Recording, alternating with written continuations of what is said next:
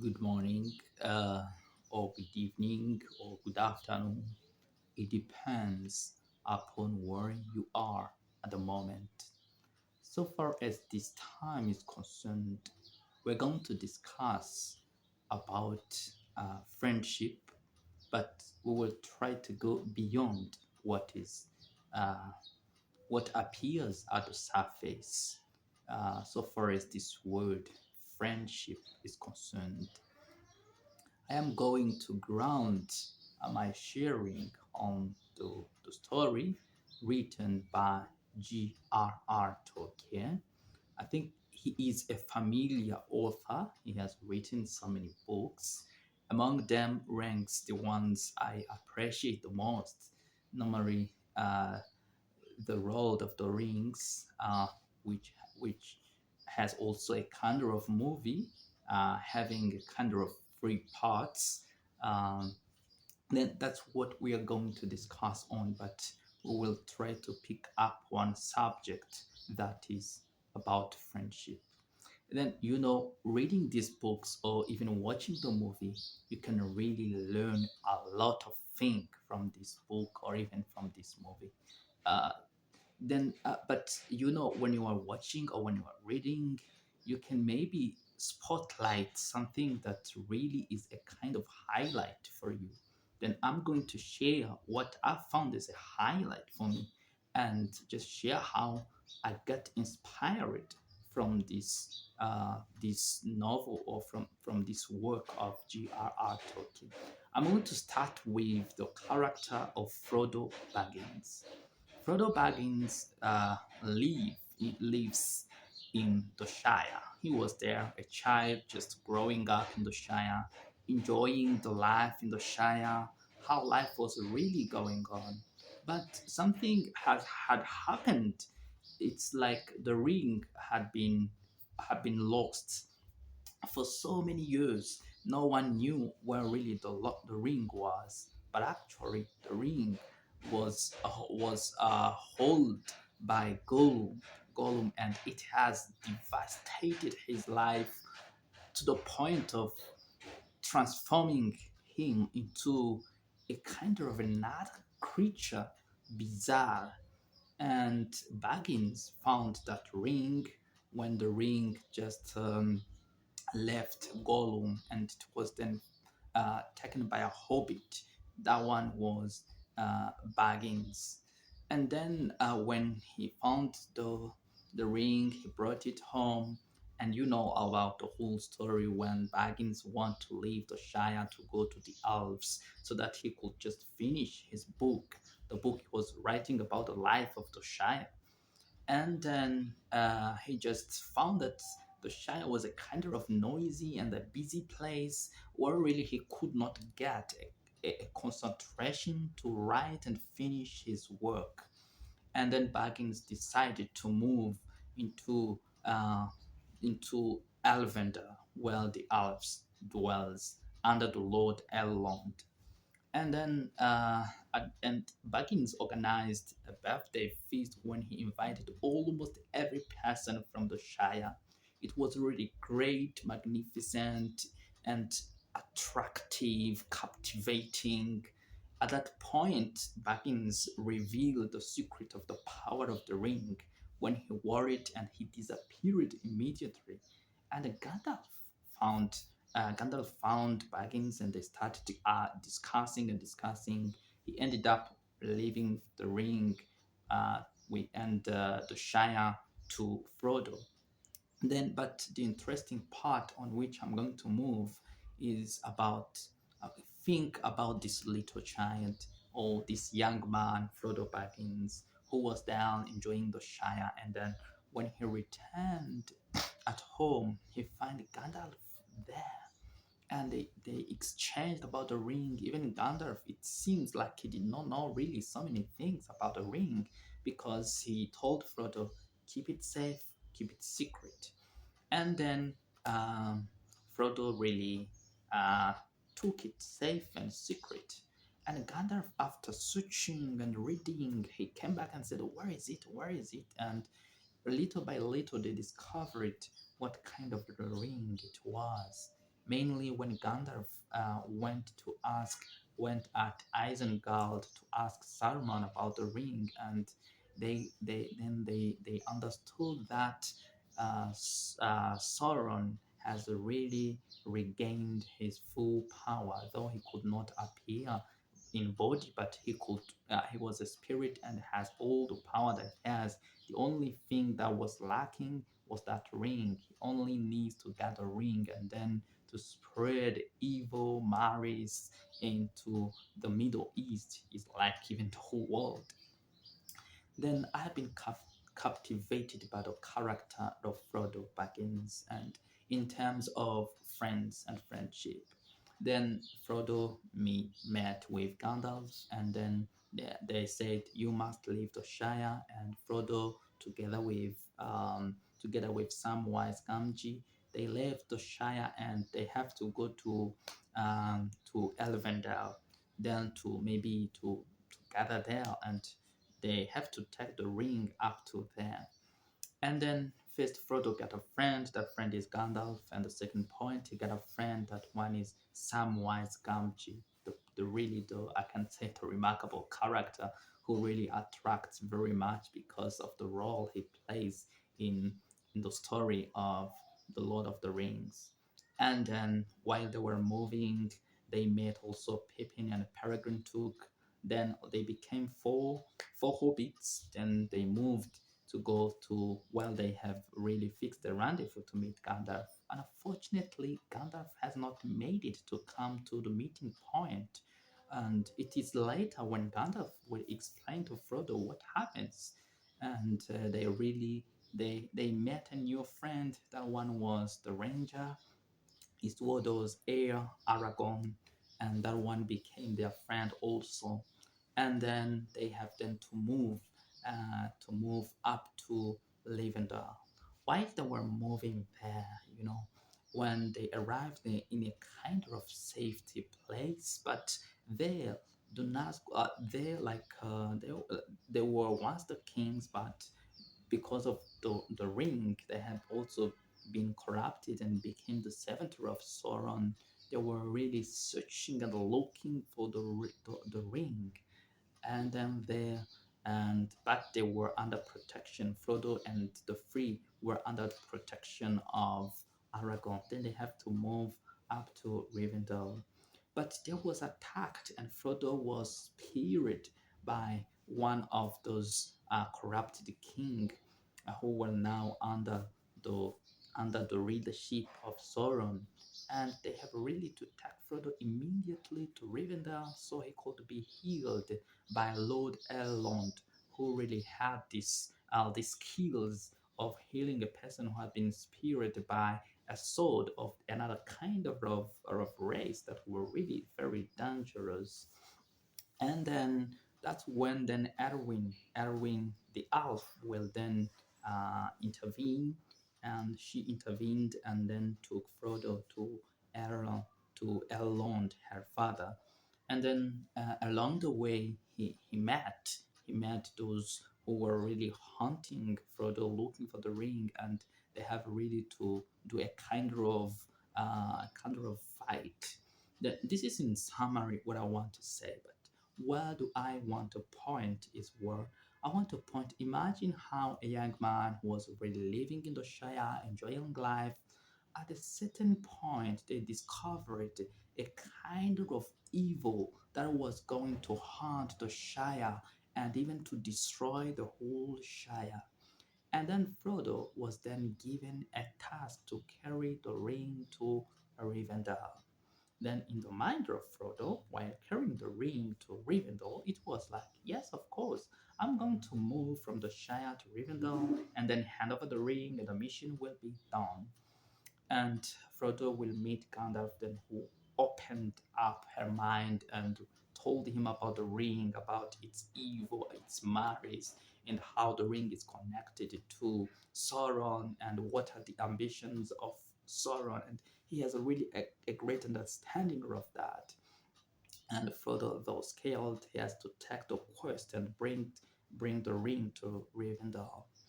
They would hardly make it, but finally they arrive to Rivendell. Then Lord Elrond, who knew much about the secret of the ring, who had even who was even involved in the former battles that really was held in that place area, fighting against Sauron himself before he turned into a spirit. And then they have to summon almost every race was to be represented: the man, the dwarf, the hobbit, and they were all to be represented there. Then they said, we have here the ring, but then they said, we have to destroy it. We have to destroy it. There is no other way we can use. But you have to know what really happened. That one of them, Boromir, it's like his father has told him, once you arrive there, you have to bring that ring up here at home. You have to bring that ring. It's a precious gift. We have to have it. And we realize this kind of behavior in the character of Boromir along the journey. But the most interesting part is that Boromir will die after having repented. This is what we learn from Boromir. And then we know that Boromir, then, though he has this kind of desire to have the ring back, in the end, Boromir will really repent. And then coming to the point, I was just pointing the pointer of friendship. That when there is Gandalf, then there is Samwise Gamgee, and then there is also Pippin and Peregrine Took. Then they became like I can say they became five persons. They were really united in friendship, and they were united around the ring because they were bringing that ring to Rivendell. And along in the journey they met the ranger. That's one is Aragorn, the son of Arathorn, Isildur's heir. And then they met that one, and they were just increasing in number. And then in the end they will made up to Rivendell.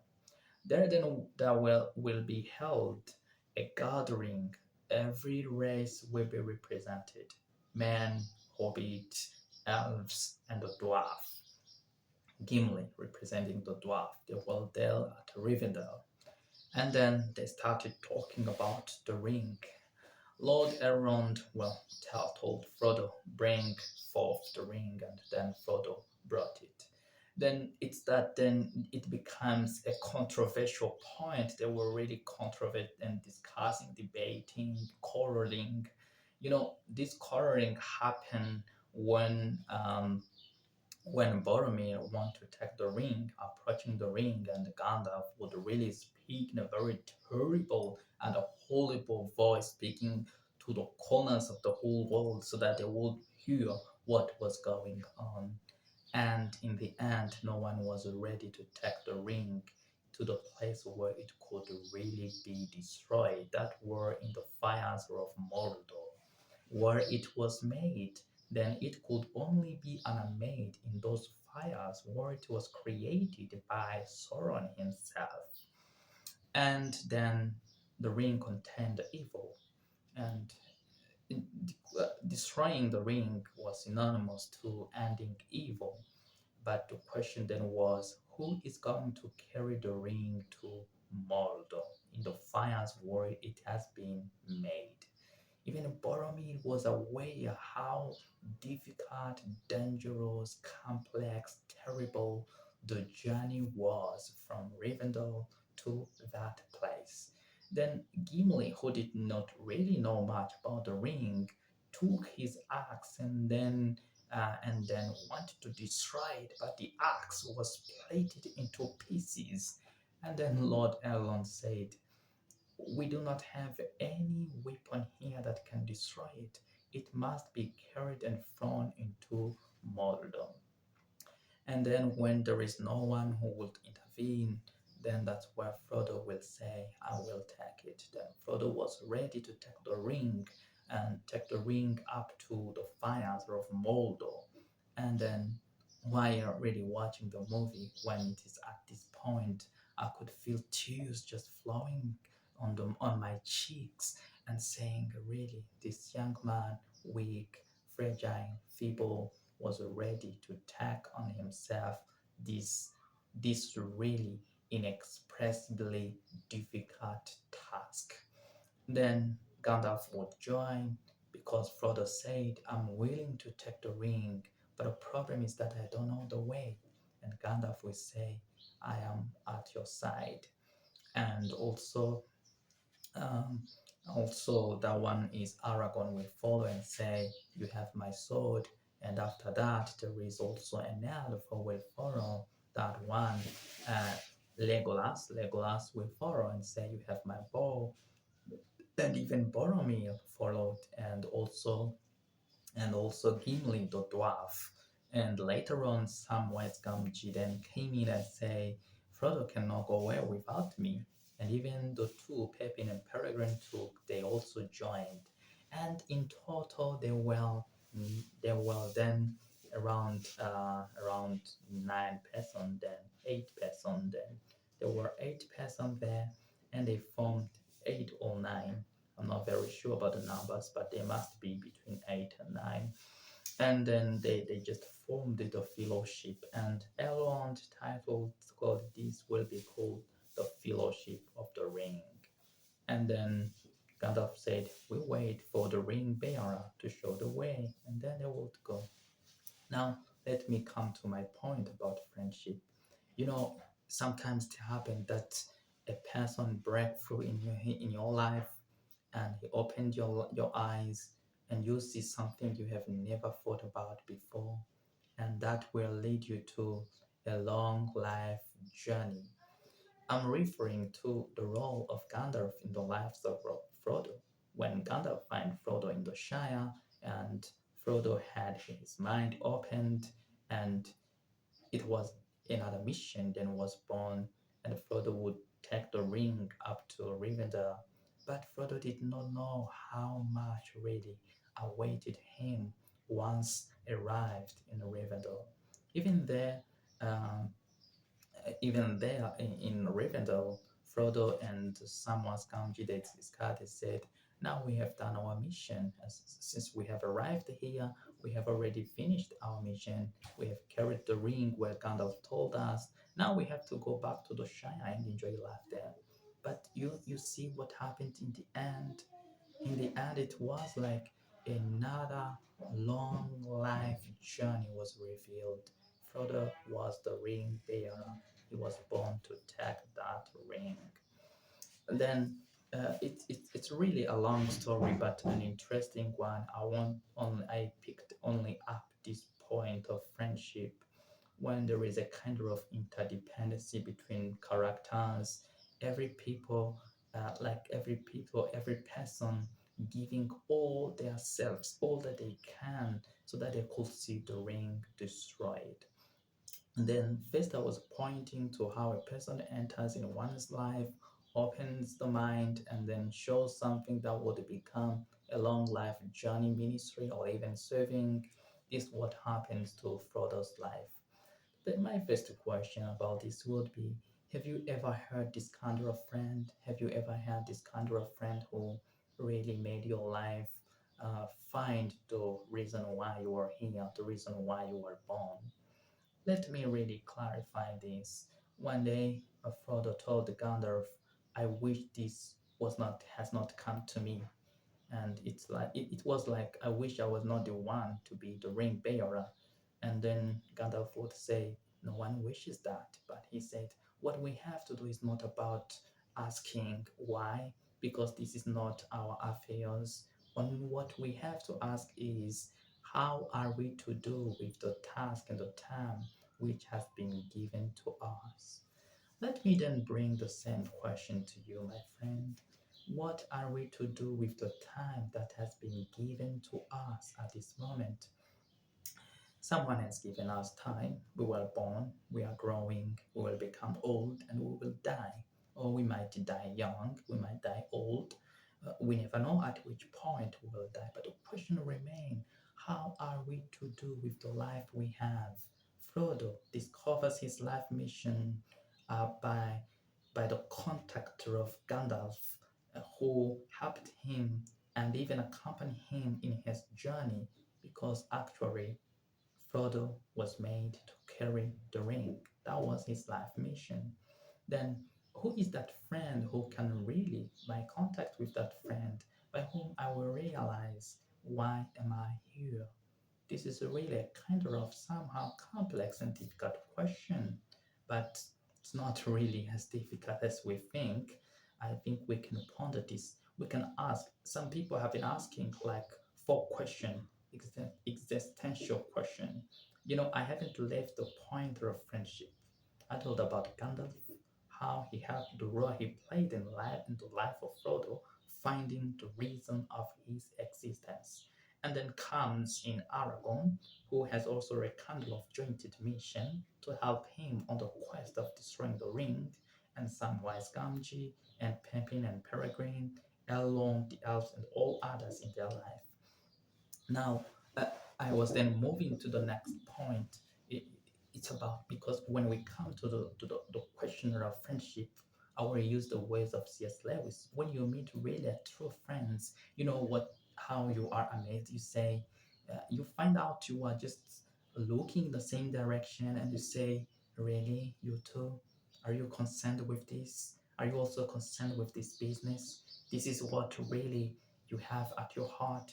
I also have the same." And then you become friends, like Frodo, Gandalf, and Aragorn, Pippin, Peregrine, all of them in the end, they find out that they were pointing to the same thing, like the destruction of the ring. Now, let's ask then the questions that will bring us to find the reason of our existence. The existential question there is, who am I? Where am I? What is the problem? What is the solution? The first one is about identity. Who am I? And why are we here? And it's like, what is the problem? And what is the solution? These questions would help us really to find out the meaning of our lives, why we exist. And it will even change our viewpoint of the world or our standing point of the world. And then we will find the reason why we exist, and we will on this quest to follow the way. And let me just use the question that one of the saying of C.S. Lewis who said, "If I find desires in me that this world cannot satisfy, I understand that I had been made for another world." My friend, how much are you convinced that we are made for this world? Really? Are we really made for this world? Or we were made for another world? If we were really made for another world, what's that world? What is that one? Then we have to think about this. And coming to some theologians, they said we were made for the glory of God and to find fulfillment, enjoyment in the glory of God, because it is when God is glorified. And John Stott would really interpret the word glorified as the glory of God means who God is. It's like in His glory, in His person, His character. Then it's when we see God in His person and in His character, when people are living consciously aware of who God is, that they have found a point of living. Then this will bring us to the conclusions where I'm heading, that some of absolutes, I can just formulate absolutes. The first, we were not made for this world. The second, there is a reason for life, but this reason might be the one we know or the one we do not know. And also, there are true friends to journey together on this life, on this life journey, long life journey. There are true friends, and we can meet them when we will have find the reason of our existence. And then the last absolute, the safest way of life is to follow this. Someone else has said that if we haven't yet found that thing for which we are ready to die, we haven't yet started living. Now, then, that's what I have to share with you. My question will still remain, what are you following? Where are you going? Where am I going? Sharing my personal story. I encountered Jesus some years ago, and my encounter with Jesus changed the direction of my life. Then I was brought to Him by Himself, and then He transformed me and showed me the true meaning of life. I understood I am not my own. I am a creature of God. I've been created and I have to follow Christ. And then that's the journey I am working on. Some other people may live for other reasons. There are so many reasons by which people can live. Some people can be living like chasing money, chasing glory, chasing honor, looking for authority, looking for pleasure. Other people are living just for pleasure. But the question is, should we really sacrifice or narrow our lives to seeking pleasure, to seeking glory, to seeking wealth, to seeking well being? And but how about if we have really to find the true meaning of our life and to find friends? I have found so many friends on this journey of following hard after Jesus. Some people are like Gandalf, others are like Aragorn, others are like Pepin and Peregrine, others are like Samwise Gamgee. But I have really found so many people like who are going on the same way to live for God, in God, through God, and by God. This is, for me, the end point of my sharing. Maybe anyone could also share with us what they understand by the point we're discussing on. Thank you.